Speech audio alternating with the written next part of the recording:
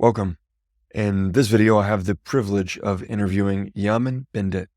Yamen is the CEO of YSB Consulting, which helps early growth stage SaaS companies and their product development teams become exceptionally impactful. As a chief product officer with over 15 years in product development, he works with founders to crystallize goals and systematically meet them through an empowered, aligned team. He's led product departments and founded companies in the HR tech and telephony space for both B2B and B2C services. I've had a few conversations with him now, and I've found him to be grounded in humility and a true servant leader. Without further ado, I give you Yamen Bendit. And we're live. Yamen. Good to see you too. It's good to see you. Yeah, Thanks for totally, coming online totally. today, It's a man. pleasure. I always like talking to you. Good times.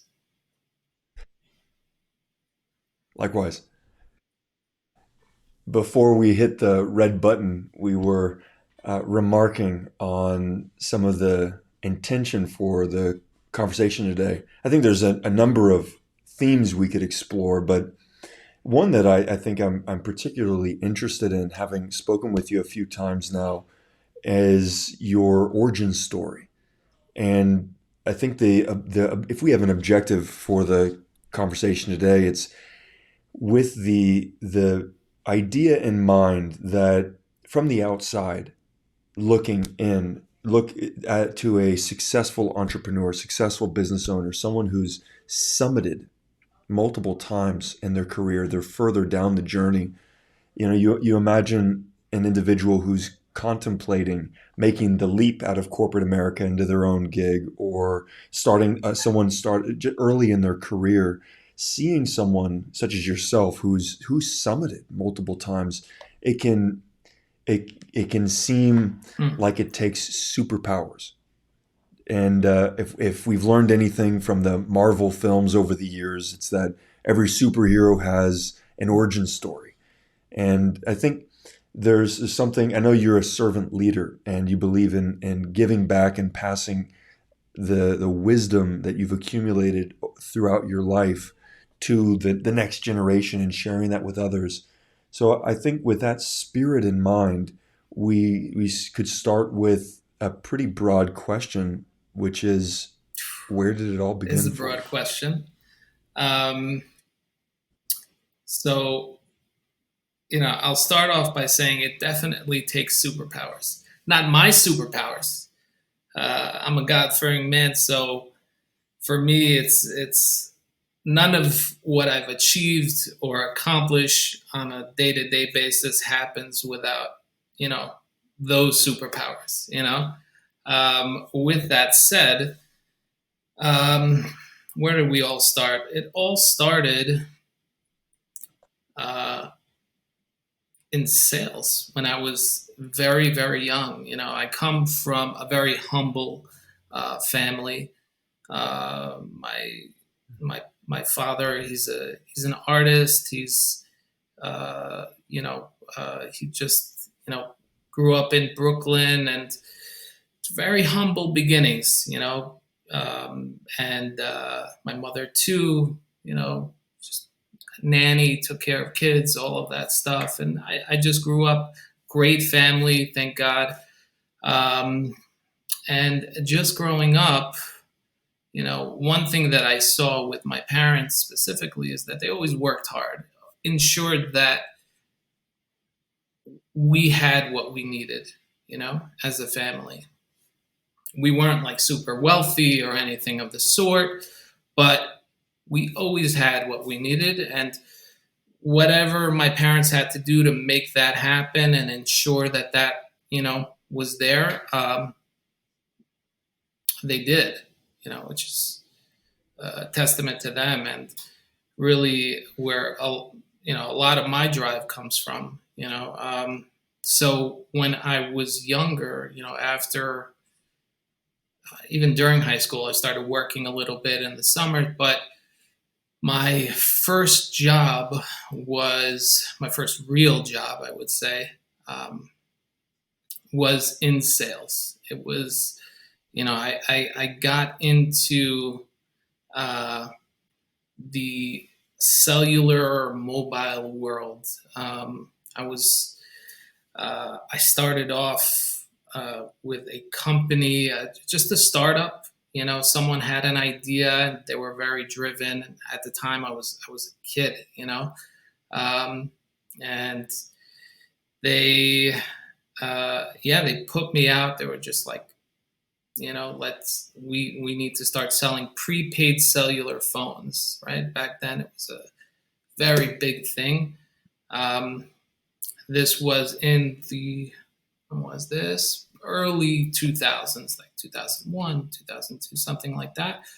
Um, and I started like literally canvassing New York City. You know, just going to meet people. I'd have like these two suitcases filled with cellular phones, you know, prepaid cellular phones that were white labeled, you know, and uh, I would go into these stores and, you know, literally like just speak to the retailers, show them, you know, the value and all of that stuff. And I'd have, you know, I was this kid walking through the streets and just selling, right? And I started to evolve and I got pretty good at it.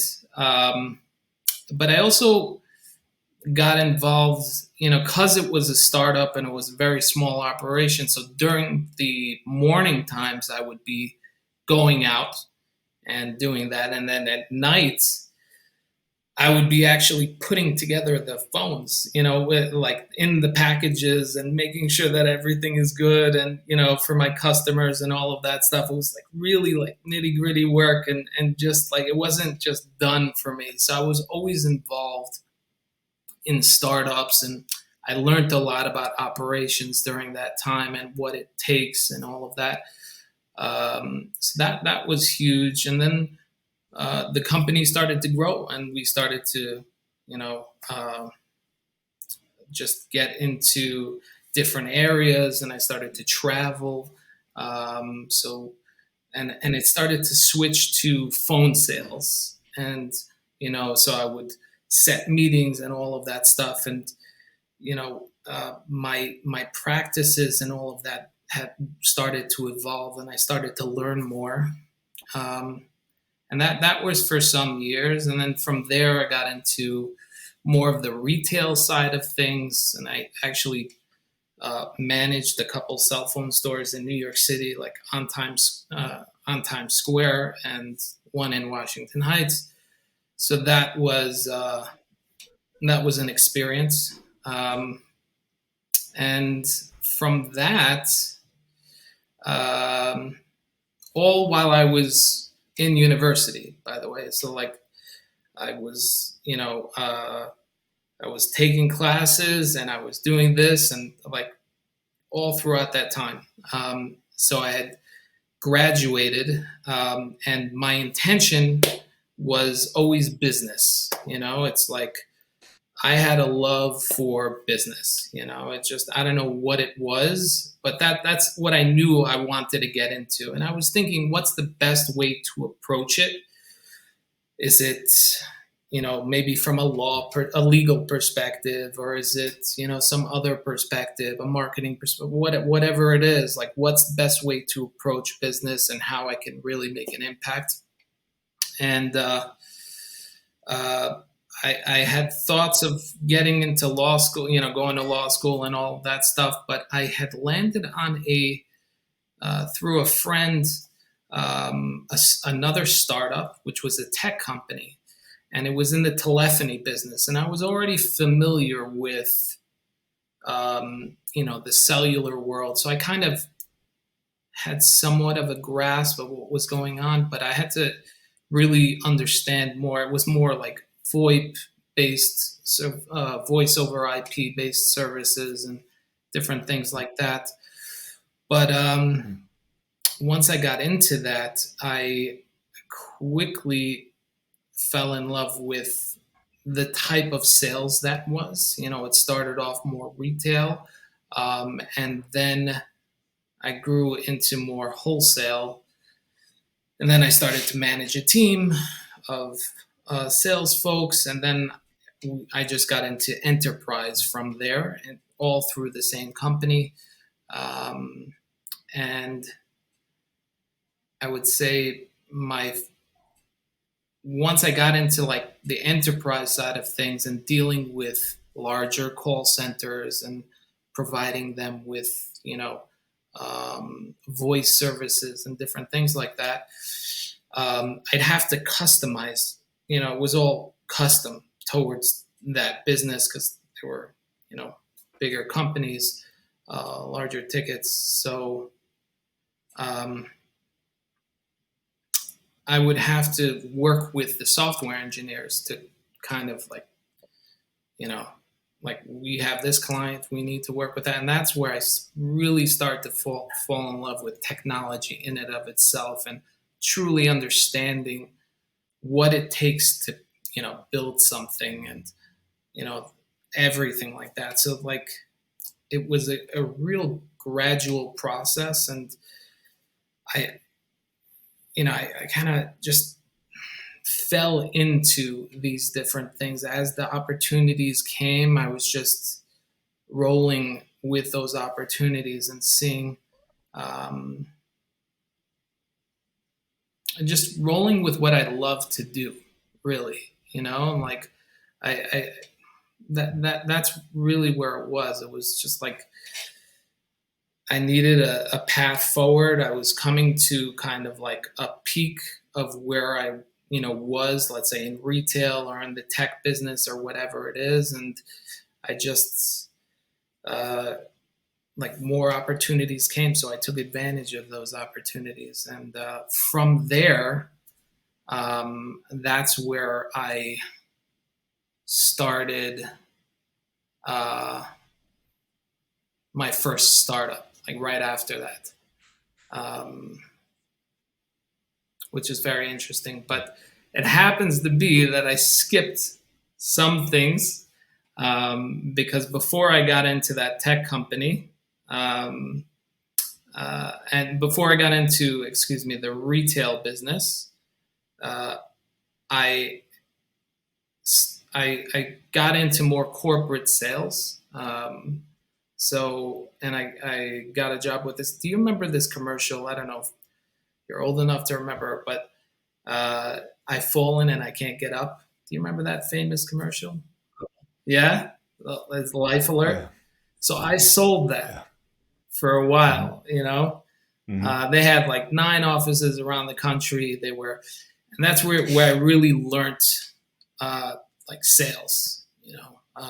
Beyond just selling to retail and doing, all of that, but actual processes, what it takes to like, you know, make calls all day and like deal with that.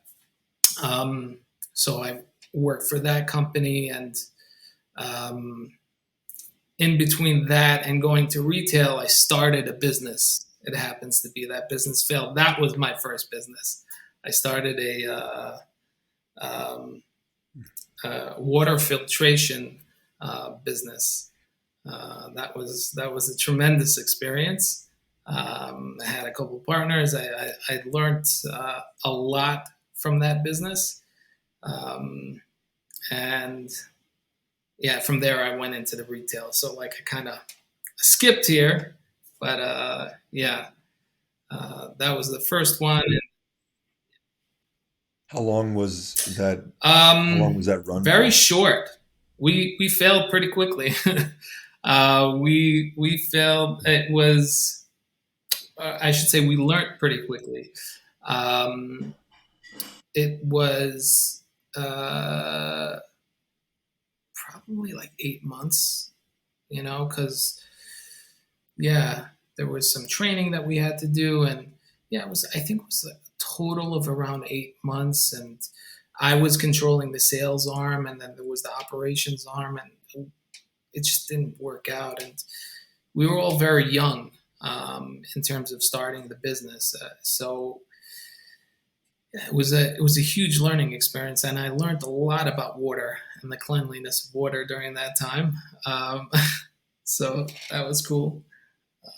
Yeah, but I would say my first successful business. Yeah, Yamen. It seems like a common denominator, something that's underpinning each phase of this journey so far, is the willingness to for do the sure. work.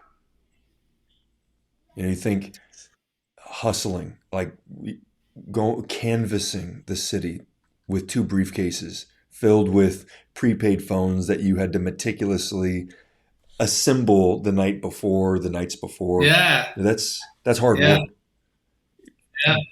Dialing all day, hours and hours. That's like that's the Yes, definition of the yes. grind. Moving into the technology company where you were selling and gradually grew all the way to enterprise, and then we're collaborating with the software engineers and into the technology space. Each level at that is a relentlessness and a willingness to get your hands dirty, to roll up your sleeves and to Yeah, do the hard for work. sure. And it's necessary. Um, you have to put in the effort. Um, I'm from Brooklyn. It's all about hustling. It's all about like making it happen. At least that's where that's how I grew up. And again, that's why I brought up my parents initially. It's like my dad's an artist, right? He didn't really make his living on music and composition and all of that stuff. And like he is a vocal coach, so like he does the well with that. But like it was through other things that he needed it. We had and he said, okay, this is not working, I'm going to do something else. And I saw that. I knew like, okay, he's not, he was big, he was in the restaurant business, but I knew that that's not, wasn't his passion, like, but he needed to make that happen, and he did.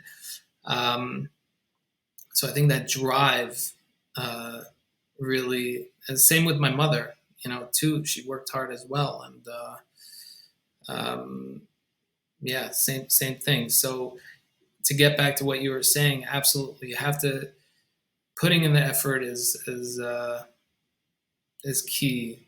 Um, the outcome, I would say, it's interesting because you can't control the outcome.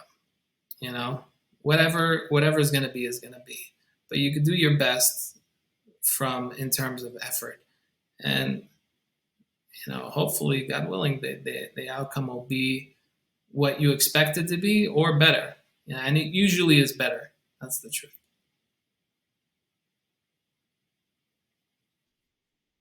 Yeah, totally. Thanks for sharing that. Yeah. You were, I think, and in terms of the timeline, you got us to the Mm, point where you made the leap from the time where you were doing enterprise sales, started falling in love with technology, collaborating with software engineers, and then you moved into right. your first successful Yeah. business. Did I get that timeline right? So yeah, I was working. The company was called Teltech. They actually just recently sold a couple of years ago for tons of money. Um, and at the time, right. So I was doing enterprise sales, and I said to myself, you know what? I have these large clients, and it's great, but I want more. In terms of um, my growth and where I want to go. So I saw this opportunity, and it happens to be that the company that I was working with, they wanted to stay within the United States, but I saw this opportunity just within the United Kingdom, Europe, offering a very similar type of service. So I went to I was very close with the founders, and I went to the founders and I said, "Hey, I'd like to do something very similar to what you guys are doing, but just take it to Europe." And they're just like, "Go ahead," So we obviously worked out royalties and all that stuff, but like um, that was the first business I created. You know, uh, yeah, just it was me, and then I took on a partner as well, and it was called Ambush Call, and it was initially serving the United Kingdom. It was a cool service. That's the truth. It was very very cool. It still exists here in the United States, um, but in the United Kingdom we had to.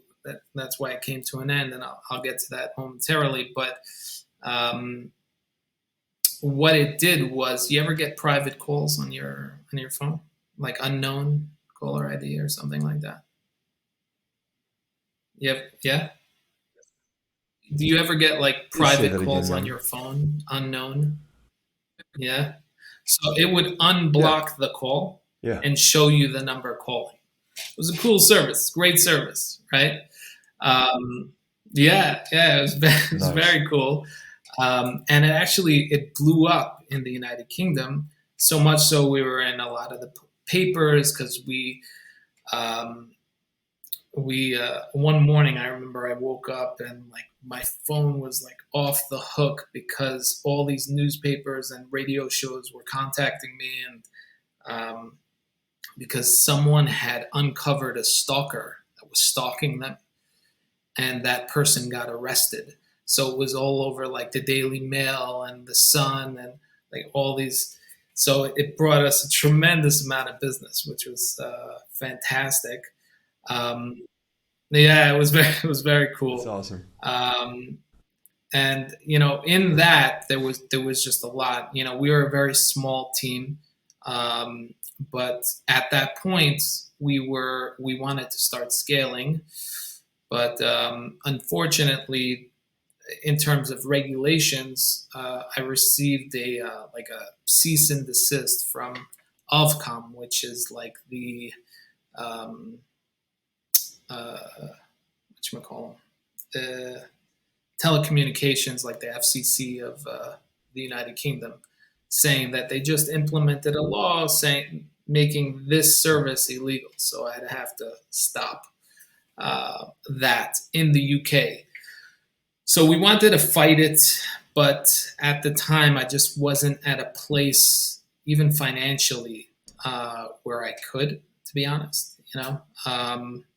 So we ended up just like kind of taking a step back, um, and yeah, but that had a great run. Definitely had a great run, for sure. You know.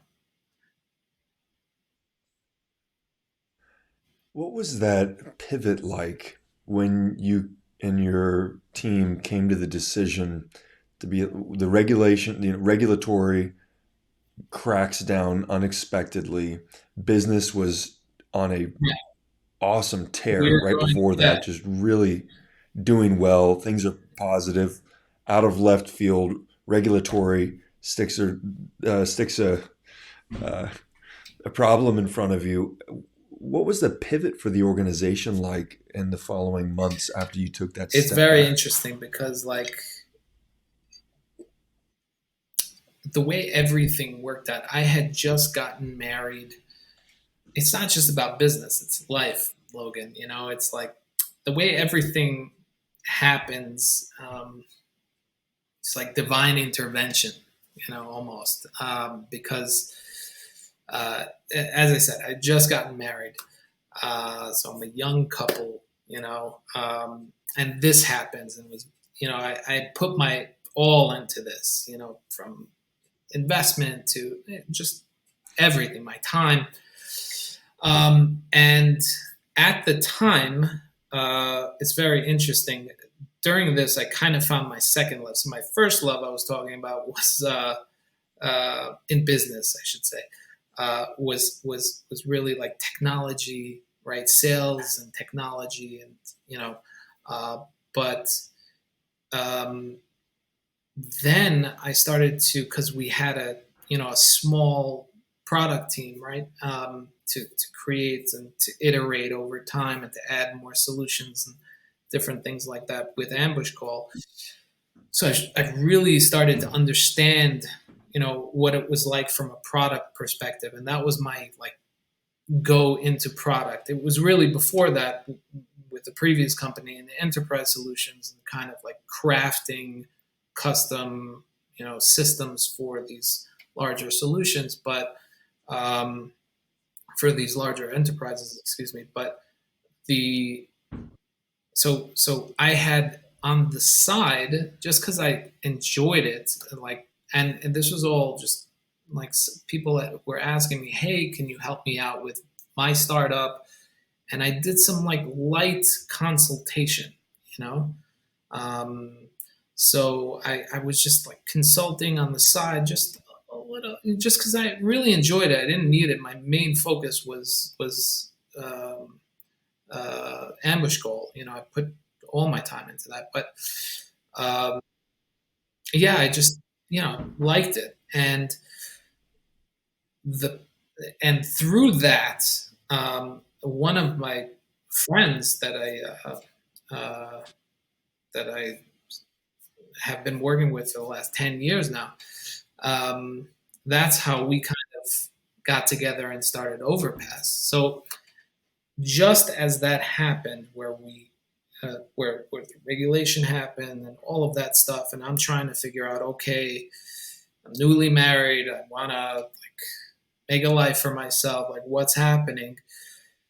This opportunity with Overpass, like I started speaking to my friend, um, and he has a very very successful energy business, and we were just like talking about some of the challenges that he was having from a sales and a customer service perspective, and we were talking about different technologies. And since it's more energy based, it's not technology based. Like he was really leaning on me to like guide him through this process of where do we go.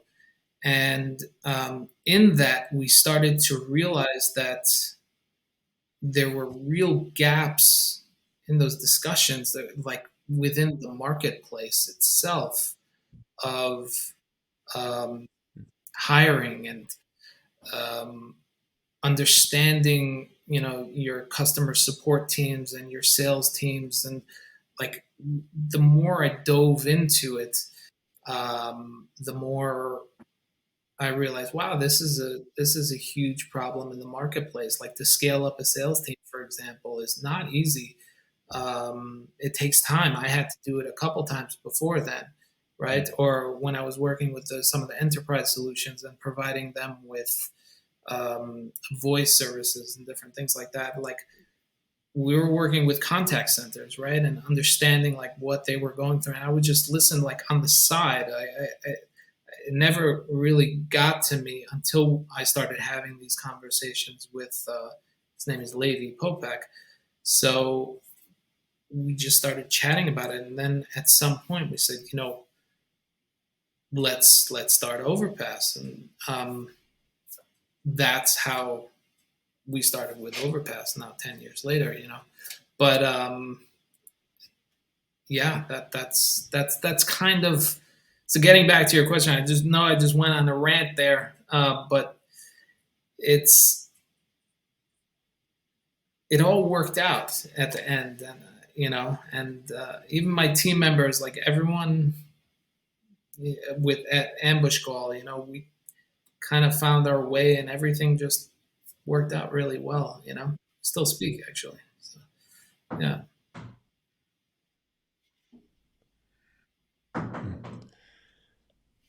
Divine yeah, intervention redirected the the the journey you were on, and without that, chances are slim to none that you would have been in the position some years later to start Overpass, yeah, to have those conversations, to start doing the consulting on the side, and seeing, right, finding your second love, helping other businesses, connecting with your now co-founder, and in hindsight, it's so clear Right. to see how that redirection of your life's journey enabled the success and the launch for that to even Yeah, come to for fruition in sure. the first place. And throughout that time, I mean, I was very blessed. I would say, with Overpass, right, for the last 10 years now, we got to build a tremendous team.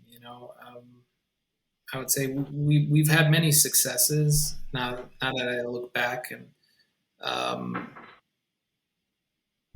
the big success for me is, um, or one of the big successes, I should say, is the the type of team that we built. It was tremendous, like culture, team, the way we thought and did things, and learned over time, and just because obviously I evolved in terms of how I think and my processes over the years, and yeah, that was tremendous for me. And it's interesting because like throughout that time, I always kept the consulting business, just on the side, just like no real marketing, no, nothing, just referrals, like friends or other businesses that I know, colleagues, um, and and now I am where I am today, with that. So we'll see where that goes, but it's yeah, all a blessing.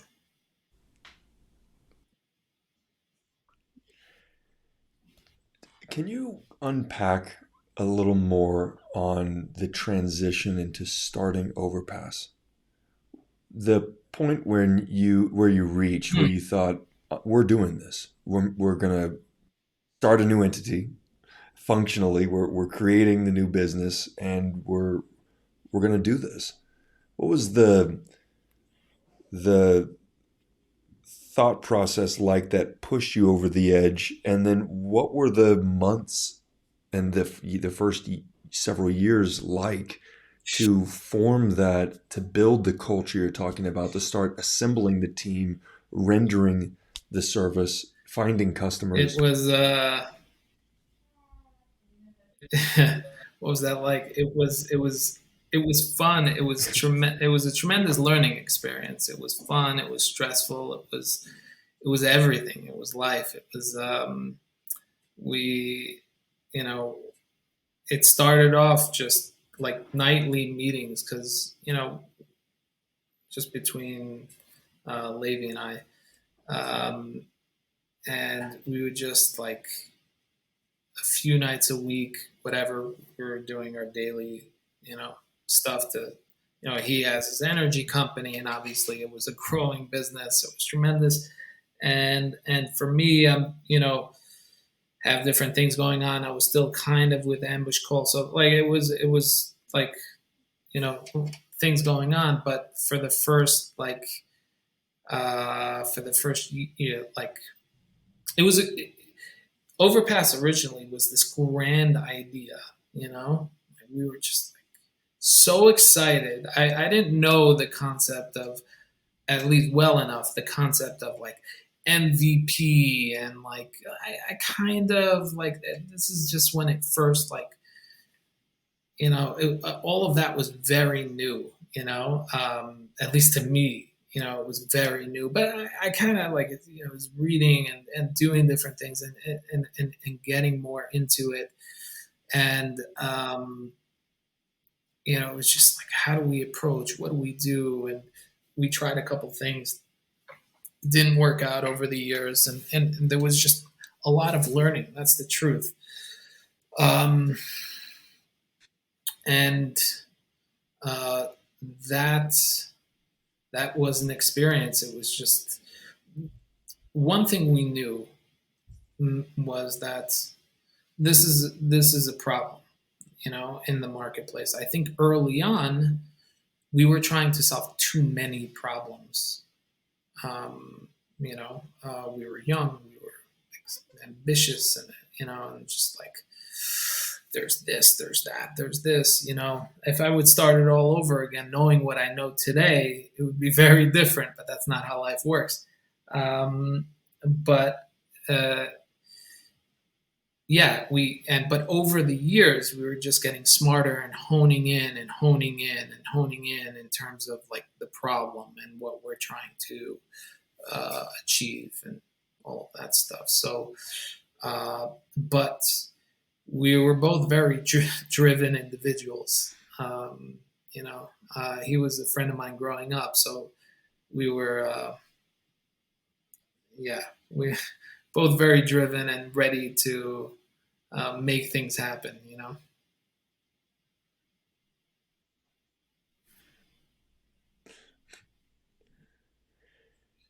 When did you get to the place where this process of pivoting and honing in on the problem and the solution, and where you brought on your first employee, your first team member, second, third, you started to build the team and have to consciously build the culture for that team and start to layer in the team dynamics and the working environment that was conducive to bringing your vision to life. Um,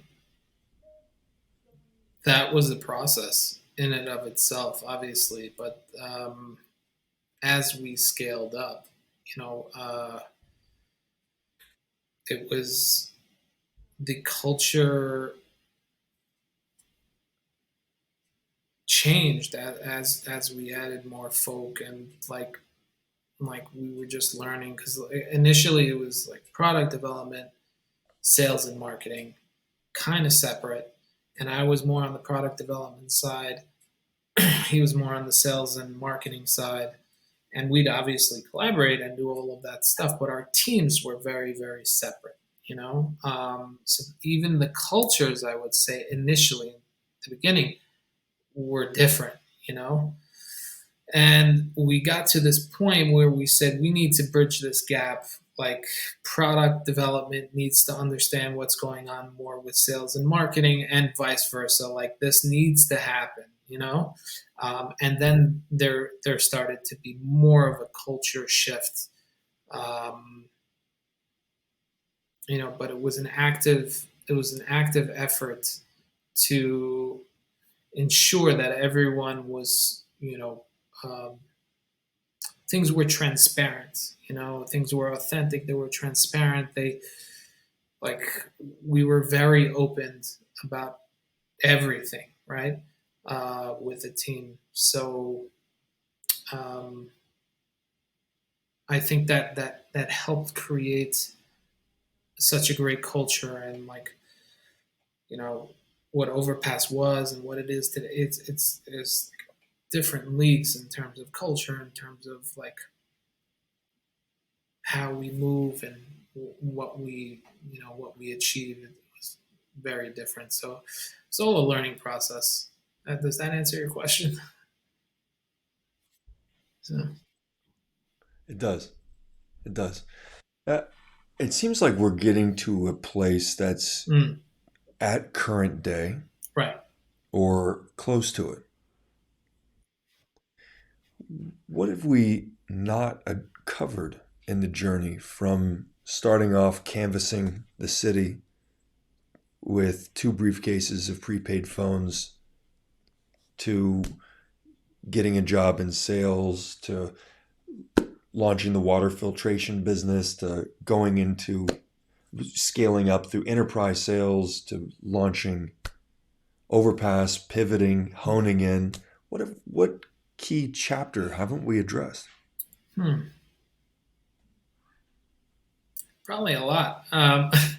But we don't have hours. So I would say, I talked about a couple loves of mine professionally, right?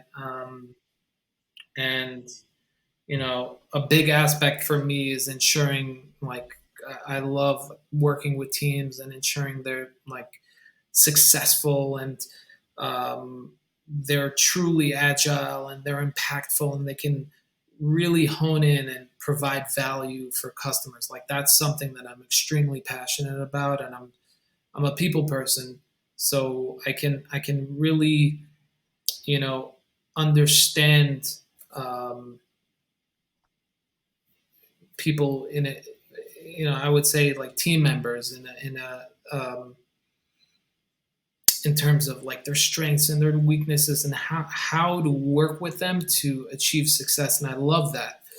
Um, but I think to answer your question, one thing that really what I've learned over the years and my joy, you know, in terms of Overpass, I said one of the, you know, the great things that I loved about it is the team. But the other great thing that I loved about it was that we actually provided jobs, like thousands of jobs over the years. And it was a huge gratification in doing that for me. I've learned that I love helping people find work. I love helping people find the things that they like to do. You know, um, Overpass is something that does that. It does it's niched in sales and all of that stuff. But just in general, whenever I had to, unfortunately, we had layoffs or whatever it is, I was always there, just trying to help folks find work, do what I can because I mean, you know, I'd like to I'd like to look back, you know, in you know 50, 70, 80 years from now and say, wow, I helped provide, on a professional, I helped provide thousands of jobs or millions of jobs for people. I helped them put food on the table. That to me is tremendous. I think I told this to you last time we spoke, but like the biggest form of charity is to not give them money, but to give them a job, right? To make someone self-sustainable, right? That doesn't come from me. So, um, but if you think about it, it's the truth. And yeah, so where I'll go with that and that why and that vision for me is yet to be seen, at this point. But um, I'm a very ambitious person, so we'll make another thing happen.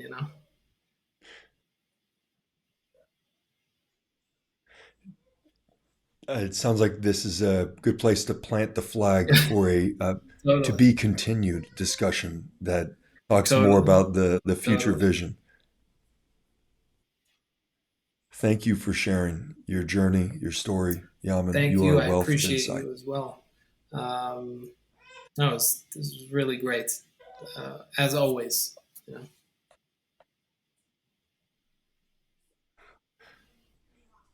I I would say that you are a true inspiration to entrepreneurs, to business leaders, but also a leader in life, not just in a professional context. Having had the ability to speak with you offline a few times now, and we've talked about the importance of culture right. fit and values alignment, and I'd say I very much see us as cut from the same cloth and respect your humility, your faith, and the character that you show up with. So I'm really grateful for you coming on the line today Thank you. and Thank sharing you this for story that. with me. And to that, I would say it's really the people that you surround yourself with, the people that you learn from, the people that that you connect with, and that's I am who I am today from others, from what I've learned from, and as a tip to anyone listening to this, I would say like always try to surround yourself with the right people, right? People that will elevate you, people that you can learn from, people with good values. I've tried to do that all my life, and I hope to continue that path